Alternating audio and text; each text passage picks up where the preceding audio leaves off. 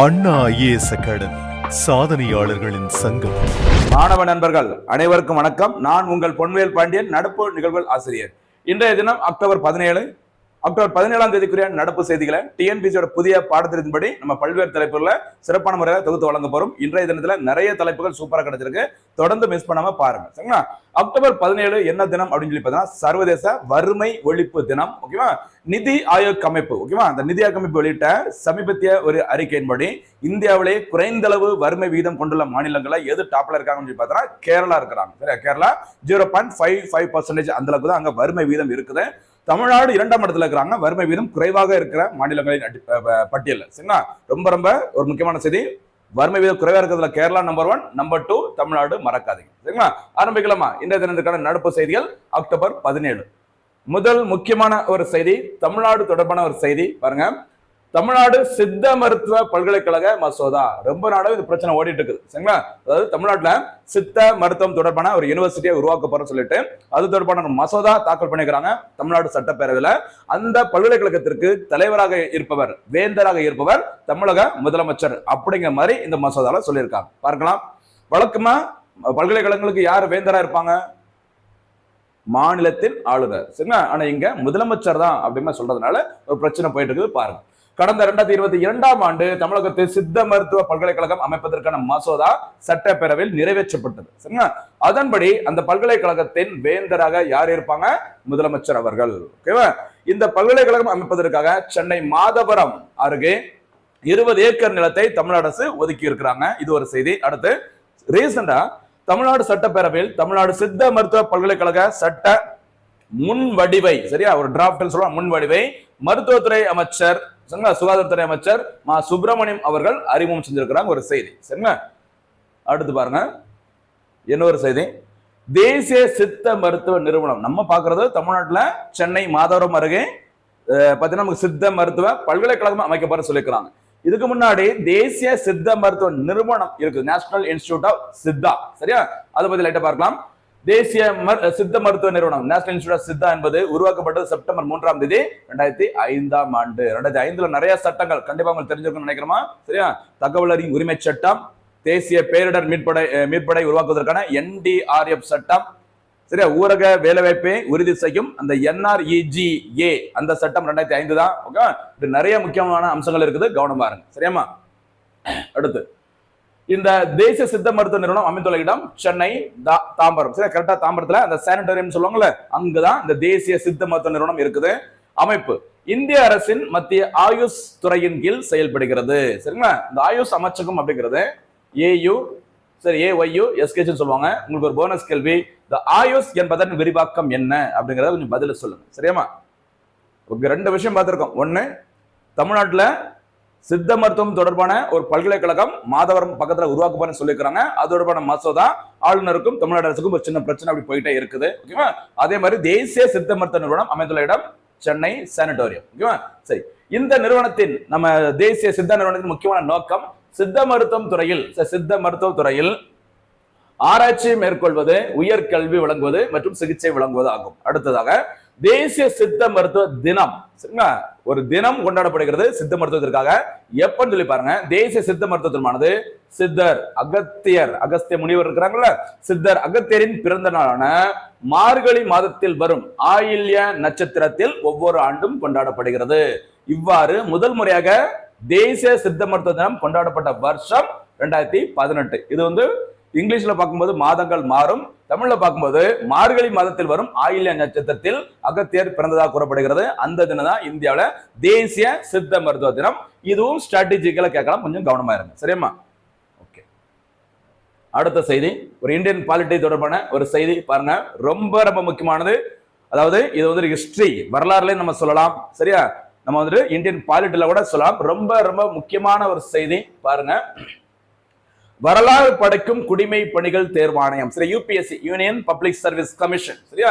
எப்ப ஆரம்பிச்சாங்க, அது தொடர்பான என்னென்ன ஆணையங்கள் இருக்குது, என்ன ஆர்டிகிள் இருக்குது, எல்லாமே நம்ம டீட்டெயிலா பார்க்க போறோம். பாருங்க, சரி. வரலாறு படைக்கும் குடிமை பணிகள் ஆணையம், அதாவது UPSC உருவாக்கப்பட்டு 100வது ஆண்டுகள்ல நம்ம காலடி எடுத்து வச்சிருக்கோம். அதனால அதோட பின்னணி என்ன, இப்ப கரண்ட்ல என்ன ஸ்டேட்டஸ் எல்லாமே பார்க்கலாம். பாருங்க, இந்திய குடிமை பணிகள் தேர்வாணையம் யூபிஎஸ்சி ஆனது தன்னுடைய 100வது ஆண்டில் பெருமிதத்துடன் பயணிக்கிறது. சரிங்களா? ஆங்கிலேயர் காலத்தில் ஆங்கிலேய கிழக்கிந்திய கம்பெனி ஆட்சியின் கீழ் கிபி 1790களில் வங்காளத்தின் கவர்னர் இப்ப இருக்க மேற்கு வங்க இருக்குல்ல, இந்த பெங்கால் கவர்னர் ஜெனரல் காரன் வாலிஸ் பிரபு கட்டமைப்பு ரீதியாக ஒழுங்குபடுத்தப்பட்ட அரசு பணிகளை உருவாக்கினார். அரசு பணிகள் அப்படின்னாலே யார் ஞாபகம் வேண்டும்? காரன் வாலிஸ் தான் ஞாபகம் வேண்டும். ரொம்ப ரொம்ப முக்கியமானது. இது ஒரு செய்தி. எப்படி கரண்ட் அஃபேர்ஸ் தொடர்புடைய சப்ஜெக்ட் அந்த செய்தி நம்ம எப்படி தொகுத்து கொடுக்கிறோம் அப்படிங்கறத இந்த பதிவுல உங்களுக்கு கண்டிப்பா புரியும் நினைக்கிறேன். சரிங்களா? அடுத்து வந்த வெல்லஸ்லி பிரபு 1800 1800ஆம் ஆண்டில் கொல்கத்தாவில், ஏன்னா அந்த காலத்துல பாத்தீங்கன்னா ஆரம்பத்துல கிழக்கிந்திய கம்பெனி ஆங்கிலேயர்கள் ஆட்சி காலத்துல நிறைய இடங்களுடைய தலைமையிடம் எங்கதான் இருந்திருக்கும்? கொல்கத்தாவில். இந்தியாவோட முதல் வங்கி, சரியா, இந்தியாவோட நம்முடைய உச்ச நீதிமன்றம், இப்படி நிறைய விஷயங்கள் கொல்கத்தாவில் தான் ஸ்டார்டிங்ல இருந்திருக்கும். ஓகேவா? கவனமா இருக்கு. பாருங்க, வெல்லஸ்லி பிரபு காலத்தில் 1800ஆம் ஆண்டில் கொல்கத்தாவில் குடிமை பணியாளர்கள் பயிற்சி பெற வில்லியம் கல்லூரியை உருவாக்கினார். அப்ப ஸ்டார்டிங்ல இந்த குடிமை பணிகள் அப்படின்னாலே ஞாபகம் வர வேண்டியது காரன் வாலிஸ். 1800ஆம் ஆண்டு வெல்லஸ்லி பிரபு கொல்கத்தாவில் இதை உருவாக்குறாரு. இந்த குடிமை பணியாளர்களுக்கு வழங்க வேண்டிய பயிற்சி தொடர்பான வில்லியம் கல்லூரியை உருவாக்கி இருக்கிறாங்க. இது ஒரு முக்கியமான ஒரு வரலாற்று செய்தி. கவனமா இருங்க. அடுத்ததாக, ஆனாலும் 1806ஆம் ஆண்டு பிரிட்டனில் ஹெய்லிபெரியில் கிழக்கிந்திய கம்பெனியின் கல்லூரிக்கு இதற்கான பயிற்சி மாற்றப்பட்டது. அங்க கொல்கத்தாவில் ஆரம்பிச்சாலும் 1806ஆம் ஆண்டு மறுபடியும் பார்த்தீங்கன்னா அதற்கான பயிற்சி பிரிட்டன் நாட்டிற்கே மாற்றப்பட்டுள்ளது. ஓகேவா? அதுக்கப்புறம் என்ன முன்னேற்றம் அப்படிங்கிறத பாருங்க. 1853ஆம் ஆண்டு 1853 கிழக்கிந்திய கம்பெனியின் இயக்குநர்களே குடிமை பணி அலுவலர்களை பெரும்பாலும் நியமித்தனர். குடிமை பணிகள் அந்த பப்ளிக் சர்வீஸ் கமிஷன் இருந்தா கூட அதுல எல்லாரும் பெரும்பாலும் யார் தான்? பிரிட்டிஷ்காரங்க தான் இருந்திருக்கிறாங்க. 1853ஆம் ஆண்டு டல்ஹௌசி, காரன் வாலிஸ்க்கு அடுத்து ரொம்ப முக்கியமான நபர் டல்ஹௌசி பிரபு காலத்தில் நிறைய மாற்றங்கள் செய்யப்பட்டது. அதனைத் தொடர்ந்து என்ன மாற்றம் சொல்லி பாருங்க. மெக்காலே பிரபு தலைமையில் ஒரு குழு அமைக்கப்பட்டு பணியாளர்கள் தேர்வு என்பது போட்டித் தேர்வு மூலம் நடைபெற வேண்டும் என பரிந்துரைத்தது. இங்க இஷ்டத்துக்கு அவங்களுக்கு பிடிச்சவங்கள என்ன பண்ணிட்டாங்க? நியமனம் பண்ணிக்கிறாங்க. 1853 அந்த டைம்ல இந்த மெக்காலே பிரபு தலைமையில ஒரு கமிட்டி போட்டதுக்கு அப்புறம் தான் என்ன சொல்லிருக்காங்க? ஒரு எக்ஸாம் வச்சு, ஒரு காம்படிட்டிவ் எக்ஸாம் வச்சு போட்டித் தேர்வு நடத்தி அதுல இருந்து தான் அந்த பணியாளர்களை தேர்வு செய்ய வேண்டும் என்று பரிந்துரைத்தது யாரு? மெக்காலே பிரபு தலைமையிலான அந்த கமிட்டி. கவனமா இருக்க, ரொம்ப ரொம்ப முக்கியமானது. நிறைய எக்ஸாம்ல கேட்டுக்கிறாங்க. சரியாமா? அடுத்து, இதன்படி 1856ஆம் ஆண்டு கட்டுப்பாட்டு வாரியம் அதன் முதல் போட்டித் தேர்வை நடத்தியது. அப்ப பப்ளிக் சர்வீஸ் கமிஷன் தொடர்பான முதல் தேர்வு நடைபெற்ற வருஷம் 1856. மறக்க கூடாது. யாருடைய பரிந்துரை அடிப்படையில்? மெக்காலே பிரபு. அடுத்து 1861ஆம் ஆண்டு குடிமை பணிகளுக்கான சட்டத்தின்படி இந்தியாவில் 7 ஆண்டுகள் வசிக்கிற ஐரோப்பியரோ அல்லது இந்தியரோ அதிகாரமிக்க பதவிகளுக்கு வரலாம் என குறிப்பிடப்பட்டது. எப்போ? 1861ல சொல்லிருக்காங்க. சரிங்களா? இந்தியர்கள் உள்ள வரலாம் அப்படிங்கிற மாதிரி ஃபர்ஸ்ட் டைம் சொன்னது அந்த டைம்ல தான். அடுத்து 1886ஆம் ஆண்டு அட்சிசன் குழுவானது இந்திய குடிமை பணிகளை இம்பீரியல், மாகாண மற்றும் துணை பணிகள் என்ற 3ஆக பிரித்திருக்கிறாங்க. இந்த குடிமை பணிகள் தேர்வுகளை 3ஆக பிரித்தது இந்த கமிட்டின்னு கேட்கலாம். அட்சிசன் குழு, வருஷம் 1886. சரியாமா? சூப்பரான செய்தி கிடைச்சிருக்குது, விட்டுறாதீங்க. 1912ஆம் ஆண்டு அமைக்கப்பட்ட இஸ்லிங்டன் பிரபு தலைமையிலான குழுவானது இந்தியாவில் குடிமை பணிகளில் 5% இந்தியர்கள் மட்டுமே உள்ளனர் என்றும் இந்தியர்களை 25% இந்தியர்களுக்கு ஒதுக்கீடு வழங்க வேண்டும் என்றும் பரிந்துரை செய்தது. ரொம்ப ரொம்ப முக்கியமான இவர்தான் ஃபர்ஸ்ட் சூப்பரான ஒரு பரிந்துரை செஞ்சிருக்கிறாங்க. கவனமா இருக்கும். ஓகேவா? அதுக்கப்புறம் என்ன நடந்துன்னு சொல்லி பாருங்க. 1919ஆம் ஆண்டு இந்திய கவுன்சில் சட்டம் பொதுப்பணிகளுக்கான ஆணையம் ஒன்றை அமைக்க பரிந்துரைத்தது. ஒவ்வொரு ப்ராசஸும் வரிசையா பார்த்துருவாங்க, ரொம்ப முக்கியமானது. சரிங்களா? அதன் பிறகு 1923ஆம் ஆண்டு லீ பிரபு, ரொம்ப முக்கியமானது. அடுத்து பாருங்க, மெக்காலே பிரபு கமிட்டி மாதிரி இதுவும் ரொம்ப முக்கியமானது. லீ பிரபு தலைமையில் அமைக்கப்பட்ட குடிமை பணிகளுக்கான ராயல் கமிஷன், ராயல் ஆணையம் குடிமை பணிகளை அகில இந்திய பணிகள், மத்திய பணிகள் மற்றும் மாகாண பணிகள் என 3ஆக பிரித்தது. இதுவும் ரொம்ப முக்கியம். கவனமா சரியாமா? அடுத்ததாக இந்த ஆணையத்தின் லீ ஆணையத்தின் பரிந்துரையின்படி அக்டோபர் 10, 1926 ஃபர்ஸ்ட் நச்சுன்னு ஒரு சூப்பரான பாயிண்ட். கவனமா இருங்க. அக்டோபர் 10, 1926 அன்று சர் ரோஸ் பார்க்கர் தலைமையில் இன்றைய பொது பணிகளுக்கான தேர்வாணையம் உருவாக்கப்பட்டது. அப்ப யூனியன் பப்ளிக் சர்வீஸ் கமிஷன் உருவாக்கப்பட்டது 1926ல. அதுக்கு யார் தலைவராக இருந்தாங்க? முதல் தலைவராக ரோஸ் பார்க்கர். கவனமா இருங்க. சரியா? இந்திய அரசு சட்டம் 1935 இதை மத்திய பொது பணிகளுக்கான தேர்வாணையமாக உயர்த்தியது. இதுவும் முக்கியமானது. எந்த சட்டத்தின்படி அப்படி மாற்றி அமைச்சர் சொல்லி எக்ஸாம்ல கேட்கலாம். அடுத்து நிர்வாகத்தில் அந்த குடிமை பணியாளர்களுக்கான அந்த நிர்வாகத்தில் இந்தியர்களுக்கு அதிக பங்கை வழங்கியது இந்த சட்டத்தின் மூலமாக. ஓகேவா? அதுக்கப்புறம் 1950ஆம் ஆண்டில் அரசமைப்பு ஏற்றுக்கொள்ளப்பட்டதன் மூலம் இந்திய குடிமை பணிகள் தேர்வாணையமாக அதன் தற்போதைய நிலையை ஏற்றுக்கொண்டது. ரொம்ப முக்கியமானது. இதாமா கரெக்டா இருங்க. ஒவ்வொரு பாயிண்டும் ரொம்ப ரொம்ப முக்கியம். சரி, அடுத்து என்ன நடந்து சொல்லி பாருங்க.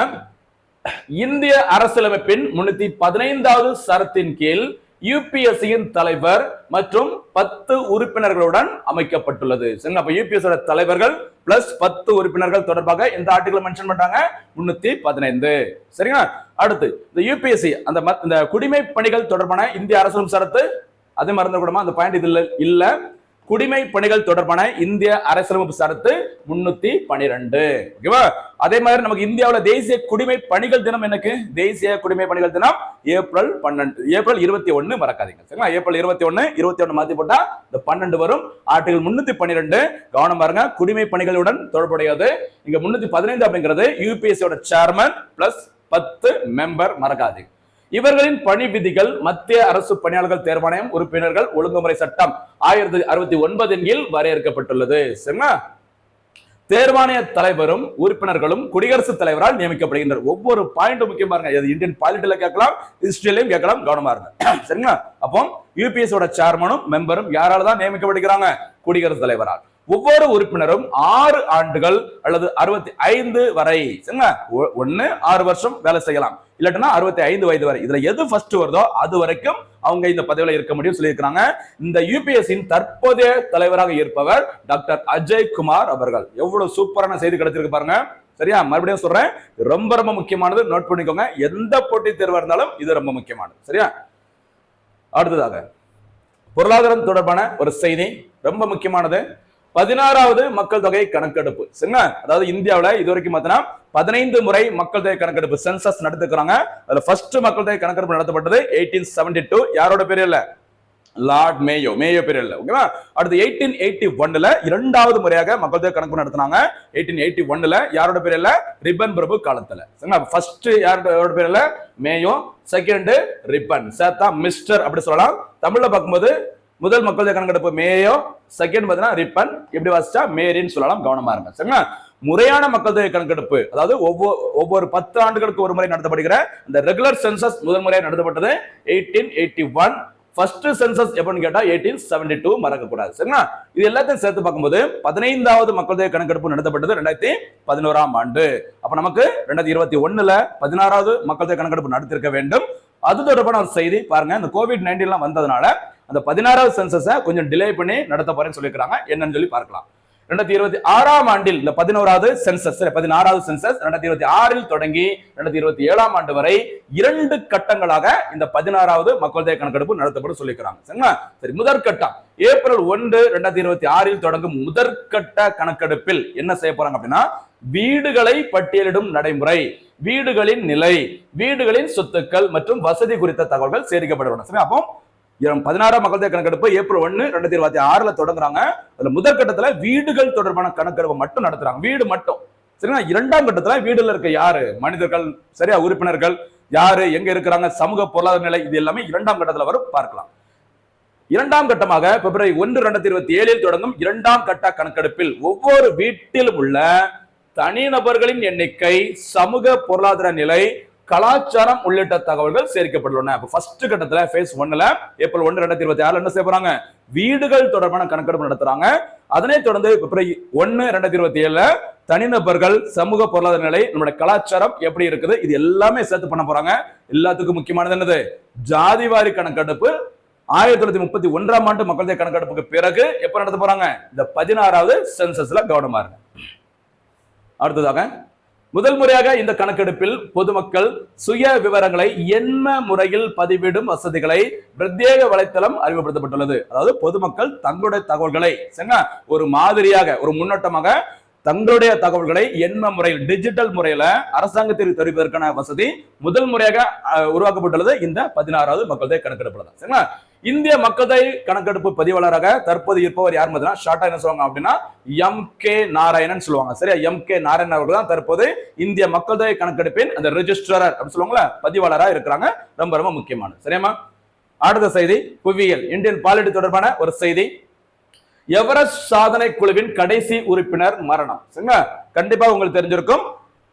முதல் முறையாக உலகின் மிக உயரமான அந்த சிகரம் எது? எவரெஸ்ட் சிகரம் நேபாள நாட்டில் அமைந்துள்ளது.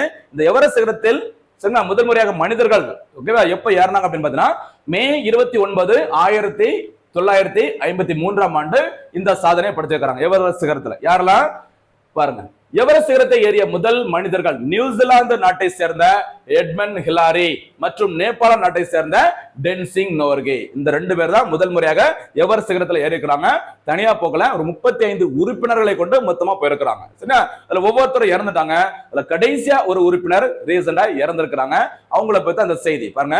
35 பேரை கொண்ட அந்த யாருமா எட்மண்ட் ஹிலாரி மற்றும் டென்சிங் நோர்கே குழுவில் இடம்பெற்றிருந்த கடைசி உறுப்பினரும் நேபாள நாட்டை சேர்ந்தவருமான காஞ்சா ஷர்பா உயிரிழந்தார். சரி, அப்ப காஞ்சா ஞாபகம் வச்சுக்கோங்க. இவர்தான் லாஸ்டா இருந்திருக்காங்க, கவனமா இருக்கு. அதாவது கடைசியா யார் இறந்தாங்க அப்படிங்கறதெல்லாம் ரொம்ப முக்கியம் கிடையாது. கடைசியா ஒருத்தர் இறந்துட்டான்னு நியூஸ் வந்ததுனால அப்ப அது என்ன சம்பவம் எப்ப நடைபெற்றது சொல்லி கேட்கலாம். அப்போ எவரெஸ்ட் சிகரத்தில் முதல் முறையாக மனிதர்கள் ஏறியது எப்போ? மே 29, 1953 ஆண்டு. மறக்கக்கூடாது. போனஸ் கேள்வி கேட்கலாமா? எவரெஸ்ட் சிகரத்தின் உயரம் எத்தனை மீட்டர்? சரிங்களா, இது ஒரு போனஸ் கேள்வி, பதில சொல்லுங்க. அடுத்து டென்சிங் நோர்கே தேசிய சாகச விருது. டென்சிங் நோர்கே நேபாள நாட்டை சேர்ந்தவர். சரிங்களா, ஆனால் அவர் பேர்ல இந்திய அரசு ஒரு விருது கொடுக்குறாங்க. என்ன உயரிய விருது அப்படிங்கறத பாருங்க. டென்சிங் நோர்கே தேசிய சாகச விருது என்பது நிலம், நீர் மற்றும் வான்வெளி சாகச துறைகளில் சிறந்து விளங்குபவர்களுக்கு இந்திய அரசு வழங்கும் உயரிய விருது. சரிங்களா, அப்போ ஒரு சாகச துறையில இந்திய அரசினால் வழங்கப்படும் உயரிய விருது தான் இந்த டென்சிங் நோர்கே விருது. கவனமா இருக்கு. சரிங்களா, இது இளைஞர் விவகாரங்கள் மற்றும் விளையாட்டு அமைச்சகத்தால் ஆண்டுதோறும் வழங்கப்படுகிறது. எந்த அமைச்சகத்தின் மூலம் வழங்கப்படுகிறது அப்படி கூட கேட்கலாம். கவனமா இருங்க. இதன் முதல் விருது வழங்கப்பட்ட ஆண்டு 1994 ஆண்டு. ரொம்ப முக்கியமான. சரிங்களா, இந்த டென்சிங் நோர்கே அந்த சாகச விருதானது எதற்கு ஈக்குவலா இருக்கு அப்படின்னு பாத்தீங்கன்னா இந்தியாவில் விளையாட்டுத்துறைக்கு வழங்கப்படுகிற ஒரு முக்கியமான விருது அர்ஜுனா விருது. அதற்கு சமமானது இந்த விருது அப்படின்னு சொல்லியிருக்காங்க. ஆண்டுதோறும் இந்த விருது எப்ப வழங்கப்படும் அப்படின்னு சொல்லி பாத்தீங்கன்னா ஆகஸ்ட் 29 நமக்கு தெரிஞ்சிருக்கும் தேசிய விளையாட்டு தினம். சரிங்களா, கவனமா இருங்க. மேஜர் தயான்சந்த் அவருடைய பிறந்த நாள் இந்தியாவில் ஒவ்வொரு ஆண்டும் ஆகஸ்ட் 29 தேசிய விளையாட்டு தினமாக கொண்டாடப்படுகிறது. அந்த டேட்ல தான் ஆகஸ்ட் 29 ராஷ்டிரபதி பவனில் சரியா ராஷ்டிரபதி பவனில் நடைபெறும் சரியா அந்த நிகழ்ச்சியின் போது குடியரசுத் தலைவர் இந்த விருதினை வழங்கி கௌரவிப்பாங்க. ரொம்ப முக்கியமானது, கவனமா இருக்கு. சரியா, அடுத்ததாக பாதுகாப்பு தொடர்பான ஒரு முக்கியமான செய்தி. பிரேசில் நாட்டிற்கு ஆகாஷ் ஏவுகணை. அதாவது நம்ம வழக்கமா நிறைய ஏவுகணைகள் சரியா ராணுவ தளவாடங்களை பிற நாடுகளும் நம்ம வாங்கிட்டு இருக்கோம். சமீப காலமாகவே பார்த்தீங்கன்னா நம்ம என்ன பண்ணிருக்கிறோம், ஏவுகணைகளை பிற நாடுகளுக்கு ஏற்றுமதி செய்யற அளவுக்கு நம்ம டெவலப் ஆகி வந்திருக்கோம். சரிங்களா, அந்த லிஸ்ட்ல முக்கியமான ஒரு ஏவுகணை செய்தியில வந்திருக்கு பாருங்க, ஆகாஷ் ஏவுகணை. சரிங்களா, ஆகாஷ் ஏவுகணையானது இந்தியாவிலே தயாரிக்கப்பட்ட வான் பாதுகாப்பு அமைப்பு அல்லது ஒரு ஏவுகணைன்னு சொல்லலாம். ஓகேவா, தரையில் இருந்து வானம் வான் இலக்குகளை துல்லியமாக தாக்கி அளிக்கும் திறன் கொண்டது இந்த ஆகாஷ் ஏவுகணை. இந்த ஆகாஷ் ஏவுகணைகள் எதிரிகளின் போர் விமானங்கள், ஹெலிகாப்டர்கள், ட்ரோன்கள், ஆளில்லா விமானங்கள் வான்வெளியில் 25 கிலோமீட்டர் தூரத்திலேயே தாக்கி அளிக்கும் திறன் கொண்டது. அப்ப வானத்துல இருந்து சரியா போர் விமானமா இருக்கலாம், ஹெலிகாப்டர் இருக்கலாம், ட்ரோனா இருக்கலாம், எதன் மூலம் சரி நம்மள தாக்குதல் வந்தாலும் சரி 25 கிலோமீட்டர் தூரத்திலேயே தாக்கி அளிக்கும் வல்லமை கொண்டது ஆகாஷ் ஏவுகணை. சரியா, ஓகே. இது யார் உருவாக்கி இருக்கிறாங்க அப்படிங்கறத பாருங்க. ஆகாஷ் ஏவுகணைகளை பிரேசிலிற்கு இந்தியா வழங்க உள்ளது. இந்த ஏவுகணை உருவாக்கியது DRDO. சரியா, DRDO அப்படிங்கிறது 1958 ஆண்டு உருவாக்கப்பட்டது. சரியா, டிஃபென்ஸ் ரிசர்ச் என்ன பேரு, defence research and development organisation. சரிங்களா, இந்த DRDO அமைப்பு தான் இந்தியாவில் பாதுகாப்பு தொடர்பான தலைமை அமைப்பு. கவனமா இருக்கு. இந்த DRDO அமைப்பு அடுத்து படைக்கருவி தொழிற்சாலைகள் வாரியம் மற்றும் பாரத் மின் நிறுவனம் இதை சரிங்களா, பாரத் மின் நிறுவனம் ஆகியவை இணைந்து இந்த ஏவுகணையை உருவாக்கி இருக்கிறாங்க. அப்போ இந்த DRDO உட்பட பாரத் மின் நிறுவனம் எல்லாம் சேர்ந்து உருவாக்கின அந்த அதிநவீன வான் பாதுகாப்பு ஏவுகணை என்ன பேரு, ஆகாஷ். அதை இந்தியா எந்த நாட்டிற்கு ஏற்றுமதி செய்ய போறாங்க, பிரேசில் நாட்டிற்கு. அதே மாதிரி இந்த இடத்துல உங்களுக்கு ஒரு போனஸ் கேள்வி. சரி, இன்னொரு போனஸ் கேள்வி. இந்தியா முதல் முறையாக இந்தியா ரஷ்யா கூட்டு தயாரிப்பில் உருவாக்கப்பட்ட பிரம்மோஸ் ஏவுகணையை எந்த நாட்டிற்கு ஏற்றுமதி செஞ்சிருக்கிறாங்க? இது ஒரு போனஸ் கேள்வியா, பதில சொல்ல பார்க்கலாம். ரொம்ப முக்கியமான செய்திமா. எப்பவுமே படிக்கும்போது படிச்சுட்டே போக கூடாது, தொடர்படுத்தி போயிட்டே இருக்கணும். சரியா, அடுத்து சுகாதாரம் தொடர்பான ஒரு செய்தி இந்திய தினத்துல வந்தது. மாதவிடாய் விடுப்பு அறிவித்திருக்கும் இந்தியாவின் முதல் மாநிலம், அதாவது அரசு ஊழியர்களுக்கும் தனியார் ஊழியர்களுக்கும் பார்த்தீங்கன்னா மாதவிடாய் தொடர்பான ஒரு விடுமுறை அறிவித்த முதல் மாநிலம் எது, வேற என்னென்ன மாநிலங்கள் என்ன செஞ்சிருக்காங்க அப்படிங்கறத லைட்டா பார்க்கலாம். அரசு ஊழியர்களுக்கு மட்டுமில்லாமல் தனியார் நிறுவன ஊழியர்களுக்கும் மாதவிடாய் விடுப்பு அறிவித்திருக்கும் இந்தியாவின் முதல் மாநிலம் என்ற பெருமை பெற்றுள்ளது கர்நாடகா. மறக்காதீங்க, நம்முடைய அண்டை மாநிலம் தான். சரிங்களா? பணிபுரியும் பெண்களுக்கு மாதந்தோறும் ஒரு நாள் வீதம் ஆண்டிற்கு 12 நாட்கள் ஊதியத்துடன் கூடிய மாதவிடாய் விடுப்பை கர்நாடக அரசு அறிவிச்சிருக்காங்க. சரி, மாசத்துக்கு ஒரு வாட்டி, வருஷத்துக்கு கிட்டத்தட்ட 12 நாட்கள் இந்த மாதவிடாய் விடுப்பு வழங்குறாங்க. அதற்கு ஊதியமும் வழங்கப்படும் அப்படிங்கிற மாதிரி அரசு அறிவிச்சிருக்காங்க. இந்த அரசு கர்நாடகா மாநில அரசு. அடுத்து, இந்தியாவில் பீகார் மாநிலத்தில் 1992ஆம் ஆண்டு முதல் அரசு ஊழியர்களுக்கு மாதந்தோறும் 2 நாட்கள் மாதவிடாய் விடுப்பு நடைமுறையில் உள்ளது. ஃபர்ஸ்ட் டைம் யார் கொடுத்திருக்கிறா? பீகார். கர்நாடகா இதுல ஃபர்ஸ்ட் அரசு ஊழியர்களா இருந்தாலும் சரி, தனியார் நிறுவனத்தின் ஊழியர்களா இருந்தாலும் சரி, 2 பேருக்குமே மாதவிடாய் விடுப்பை அறிவித்த முதல் மாநிலம் கர்நாடகா. ஃபர்ஸ்ட் டைம் கவர்மெண்ட் அரசு ஊழியர்களுக்கு மாதவிடாய் விடுப்பை 2 நாட்கள் அறிவித்த முதல் மாநிலம் பீகார். மறக்க கூடாது. இந்த வருஷம் 1992. சரியா? அடுத்ததாக கேரளாவில் பாருங்க, கேரளாவில் என்ன பண்ணிருக்காங்க சொல்லி பாருங்க. கேரளத்தில் உயர்கல்வி துறையில் துறையின் கீழ் இயங்கும் மாணவருக்கும் பேராசிரியர்களுக்கும் 2023ஆம் ஆண்டில் மாதவிடாய் விடுப்பு அறிவிக்கப்பட்டது கேரளாவில் உயர்கல்வி நிறுவனங்கள்ல. அடுத்து ஒடிசா மாநிலத்தில் என்ன சொல்லிருக்காங்க பாருங்க. ஒடிசாவில் 50 வயதிற்கு உட்பட்ட அரசு ஊழியர்களுக்கு 2024ஆம் ஆண்டு முதல் மாதவிடாய் விடுப்பு வழங்கப்படுகிறது. இது ஒரு ரொம்ப முக்கியமானது, கவனமா இருக்கு. சரியாமா? அடுத்ததாக திட்டங்கள், ஒரு முக்கியமான திட்டம், ஒரு 3 திட்டங்கள் சேர்த்து பார்க்க போறோம். முக்கியமான ரயில் திட்டங்கள், இன்றைய நியூஸ் பேப்பர்ல இடம்பெற்ற ஒரு செய்தி பாருங்க. வந்தே பாரத் எக்ஸ்பிரஸ் ரயில் திட்டம், அடுத்து ரொம்ப முக்கியமான திட்டங்கள் 3 திட்டங்கள். அதிவேக புல்லட் ரயில் திட்டம், அடுத்ததாக இன்னொரு முக்கியமான திட்டம் அம்ரித் பாரத் ரயில் நிலைய திட்டம். 3 திட்டங்களும் ஒரே இடத்துல பார்க்க போறோம். வந்தே பாரத் எக்ஸ்பிரஸ் ரயில் திட்டம், சரிங்களா? அதாவது இந்தியாவில் ஓடுற அதிவேக ரயில்களை முக்கியமான ஒரு ரயில் வந்து ட்ரெயின் வந்து ஒரு இடத்தை பெற்றுள்ளது. அதோட பேர் தான் வந்தே பாரத் எக்ஸ்பிரஸ் ரயில். இதனுடைய முதல் சேவை இயக்கப்பட்ட நாள் பிப்ரவரி 14 2019. இந்த ரயில் இயக்கப்பட்ட இடம், சோதனை முயற்சியில முதல் முறையாக இயக்கப்பட்ட இடம் டெல்லி. டெல்லியில இருந்து எங்க வரைக்கும்? வாரணாசி. அப்ப இந்தியா முதல் வந்தே பாரத் எக்ஸ்பிரஸ் ரயில் இயக்கப்பட்ட நாள் லவ்வர்ஸ் டே அன்னைக்கு தான் இயக்கி இருக்கிறாங்க, பிப்ரவரி 14, 2019. சரிங்களா? புல்வாமா தாக்குதல் மறக்க கூடாது. சரிங்களா? சாரி, இந்த டேட் வெரி சாரி, ஒரு சின்ன கரெக்ஷன். சாரி, பிப்ரவரி 15. சரியா? பிப்ரவரி 15, 2019. அதாவது பிப்ரவரி 14, 2019 புல்வாமா தாக்குதல் நடைபெற்றிருக்கும். அதுக்கு அடுத்த நாள் பிப்ரவரி 15ஆம் தேதி தான் வந்தே பாரத் எக்ஸ்பிரஸ் ரயில் வந்து முதல் முறையாக இயக்கியிருப்பாங்க. எங்க இருந்தாங்க? டெல்லி டு வாரணாசி. அடுத்து இந்தியாவின் அதிவேக புல்லட் ரயில் திட்டம். சரிங்களா? மும்பை மற்றும் அகமதாபாத் இடையே அதிவேக ஒரு புல்லட் ரயில் சேவை திட்டம் செயல்படுத்த போறேன்னு சொல்லிருக்காங்க. இந்த புல்லட் ரயில் சேவை எப்ப தொடங்கப்படும் சொல்லிருக்காங்க? 2027ஆம் ஆண்டு. அப்ப இந்தியா முதல் புல்லட் ரயில் சேவை எந்த 2 நகரங்களை இணைக்கும்? மும்பை மற்றும் அகமதாபாத். பாருங்க, அதான் நம்ம ஏற்கனவே சொன்னதா 2027ஆம் ஆண்டில் இந்த புல்லட் ரயில் சேவை திட்டம் நடைமுறைக்கு வரும் சொல்லியிருக்கிறாங்க. அடுத்து அமிர்த பாரத் ரயில் நிலைய திட்டம். சரியா? தொடங்கப்பட்ட நாள் ஆகஸ்ட் 6, 2023. பிப்ரவரியில் அறிவிச்சிருந்தாலும் இந்த திட்டம் தொடங்கப்பட்டது ஆகஸ்ட் 6, 2023 தொடங்கியிருப்பாங்க. இந்த திட்டத்தின் முக்கியமான நோக்கம் இந்தியா முழுமைக்கும் இருக்கிற 1275 1275 1275 ரயில் நிலையங்களை மேம்படுத்த இந்த திட்டம் தொடங்கப்பட்டுள்ளது. முக்கியமான சூப்பரான 3 திட்டங்கள்: வந்தே பாரத் திட்டம், புல்லட் ரயில் சேவை திட்டம், அமிர்த பாரத் ரயில் நிலைய திட்டம். 3மே ரொம்ப ரொம்ப முக்கியமானது, கவனமா இருங்க. சரியாமா? அடுத்ததாக இன்றைய தினத்திற்கான சூப்பர் 6 கேள்விகள். முதல் சூப்பர் 6 கேள்வி, தேசிய சித்த மருத்துவ நிறுவனம் எங்கு அமைந்துள்ளது? இரண்டாவது சூப்பர் 6 கேள்வி, யூபிஎஸ்சி எப்போது உருவாக்கப்பட்டது? மத்திய இந்த பணியாளர்கள் தேர்வாணையம் எப்போது உருவாக்கப்பட்டது? அடுத்து லீ பிரபு தலைமையில் குடிமை பணிகளுக்கான ராயல் கமிஷன், ராயல் ஆணையம் எப்போது அமைக்கப்பட்டது? நான்காவது கேள்வி, இந்தியாவின் முதல் மக்கள் தொகை கணக்கெடுப்பு எப்போது நடத்தப்பட்டது? யாருடைய காலத்தில் அப்படிங்கறத சேர்த்து சொன்னா சிறப்பா இருக்கும். ஐந்தாவது கேள்வி, ஆகாஷ் ஏவுகணையை இந்தியா எந்த நாட்டிற்கு ஏற்றுமதி செய்ய உள்ளது? ஆறாவது கேள்வி, அமிர்த பாரத் ரயில் நிலைய திட்டம் எப்போது தொடங்கப்படும்? இதுதான் இந்த தினத்திற்கான சூப்பர் 6 கேள்விகள். நிறைய போனஸ் கேள்விகள் கேட்டிருக்கோம். வரலாற்றுடன் தொடர்புடைய நடப்பு செய்திகளை லிங்க் பண்ணி நிறைய சொல்லியிருக்கோம். சரிங்களா? நிறைய சட்டங்கள், திட்டங்கள் எல்லாமே ஒரே பதிவுல சொல்லிட்டு இருக்கோம். தொடர்ந்து பாருங்க, கண்டிப்பா தேர்வில் வெற்றி பெறுவது உறுதி. மீண்டும் சந்திக்கலாம். நன்றி, வணக்கம்.